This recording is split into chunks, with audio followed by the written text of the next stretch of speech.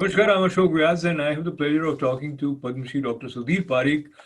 This week also, we will be touching some of the hot button issues of our time. Welcome, Dr. Sahab. Namaste. Namaskar.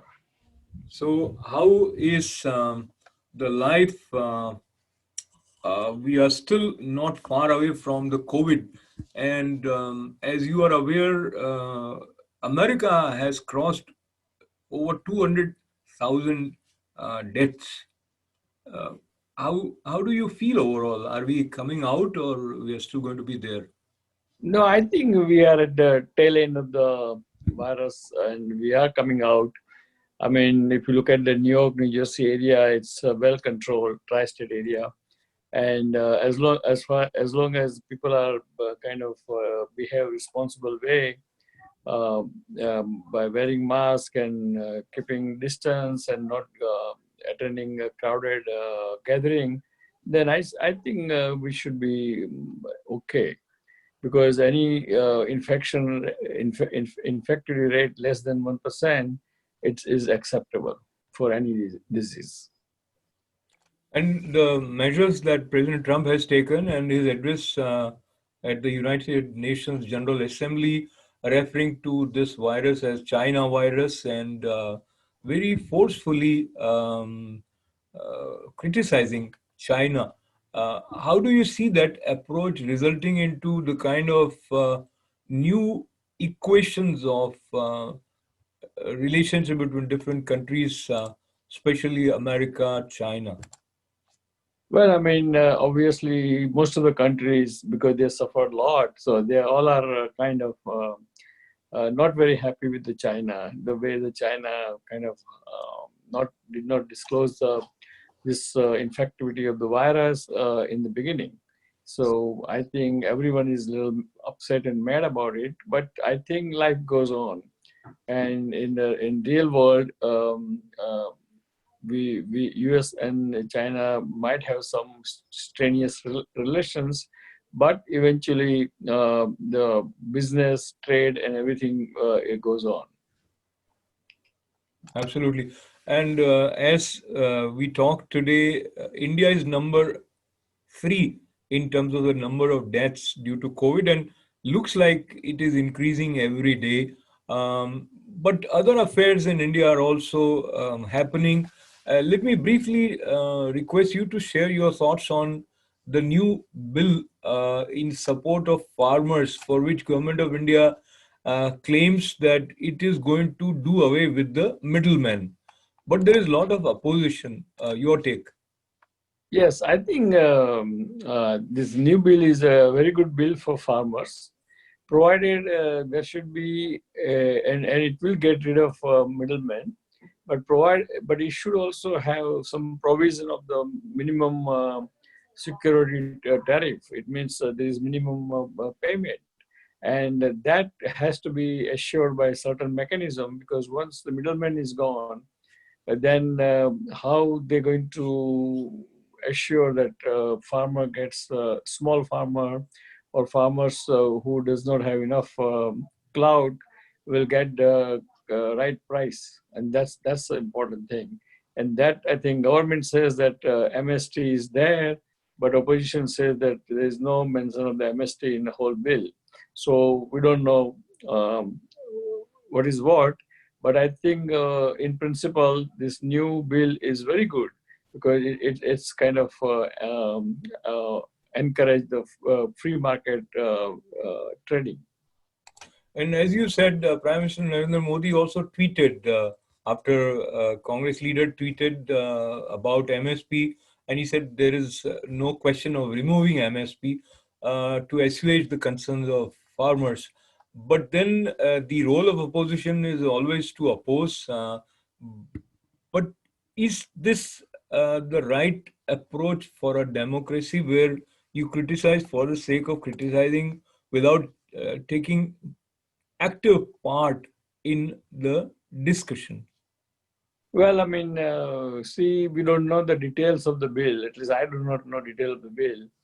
And Prime Minister says that there is a provision of the MST, and opposition says there is no provision of amnesty. So someone is not telling us the right thing. So I think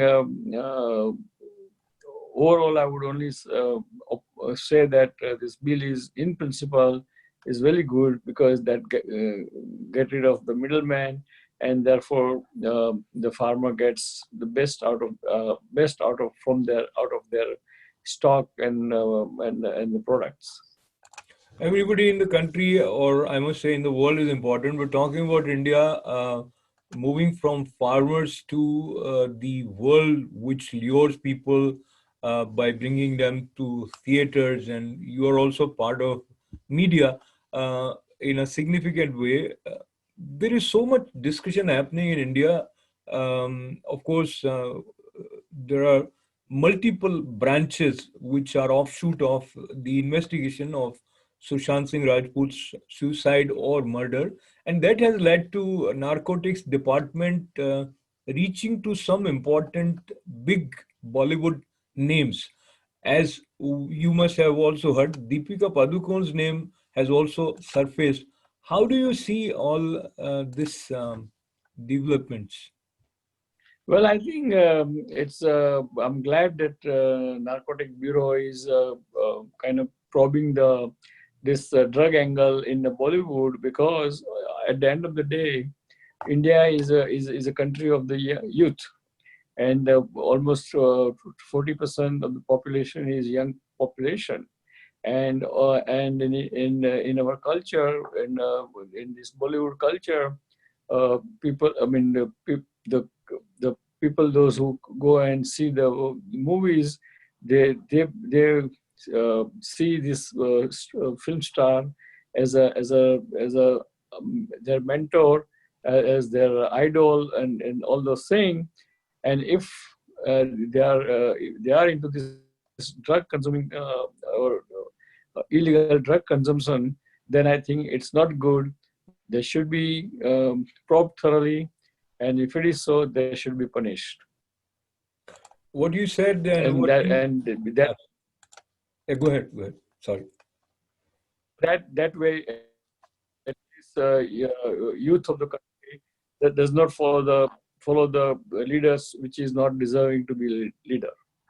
Absolutely. Talking about leaders from film industry and address of, or rather, passionate expression by Jaya Bachchan in the Rajya Sabha, where she criticized for bringing the whole film industry down, and to quote the very famous line where she was referring to the words of Ravi Kishan, who is BJP MP as well as an actor, and she said, "जिस थाली में खाते हैं उसी में छेद करते हैं," and that has led to multiple people responding to this. Uh, so there is a lot of talk happening which appears unproductive but may be necessary. How do you see this whole discussion? Well, I think the discussion is a good discussion in a sense because we have to address this drug problem in Bollywood or any other sector. But Bollywood becomes kind of more important because where there is a money there is a glamour there, and youth of the country always follows that glamour and money, and therefore drug problem in the Bollywood has to be probed, has to be cleaned up, and should be punished those who are breaking the laws. And what Jaya Bachchan says, I think she spoke kind of prematurely. Now you can see that there is not only one ched in the thali, but there is thali becomes Chinese. There are multiple cheds. Yeah. Yeah, there are multiple shades. Very well said, Doctor. And in order to address the issue that people who come to Mumbai with a lot of dreams and they face so many hardships, and maybe this was already thought, but Chief Minister of Uttar Pradesh, Yogi Adityanath ji, has announced of making a film city and a property of 1,000 acre, and so one stop for the complete filmmaking. how do you look at this viability of this idea, and basically how do you look at this idea in I general? think this idea is a great initiative because that gives a lot of competition in the film industries. I mean, they have film industry in the south, then they have in Mumbai, and also if they start in Noida, Uttar Pradesh, that's a great news because that way people have option to go to, particularly the upcoming young actors and actresses, and it's always good to have more competition, more free competition, more free. Whoever is good will survive. So I think it's a great move by government of Uttar Pradesh, and I would like it, and I would give the big thumbs up to them. In a way, people are also talking about this resulting into a kind of a split in the Bollywood, as well as some people are talking that it is likely to shift the power center from Mumbai, which is seen as a positive sign and which is seen with some apprehensions by some people. Do you, first of all, agree that there is some power center which is confined to certain individuals or groups in Mumbai? Right now, it appears to be so that it confines to a certain group of the people, and there is definitely what we call is nepotism in the industry, and that should be stopped too. And as we can now know, as uh, uh, investigation goes further, that why they all were protecting and why Mumbai police was not police force are not acting properly because they were protecting whole Bollywood drug cartel, and usually the drug cartel has to be probed, has to be removed, and has to be destroyed and clean up because always in the world, in any country, always this kind of drug cartel always associated with the terrorism and all other bad elements. So we should do that, and I think whatever government is doing, government of India, I think it's a kind of very good initiative. So before we conclude, 2 points, your advice. One, for the health of American democracy, and we should discharge our duties. Share your views in based on your experience of the way Indian Americans, in particular, uh, work towards discharging their noble duty of casting their vote.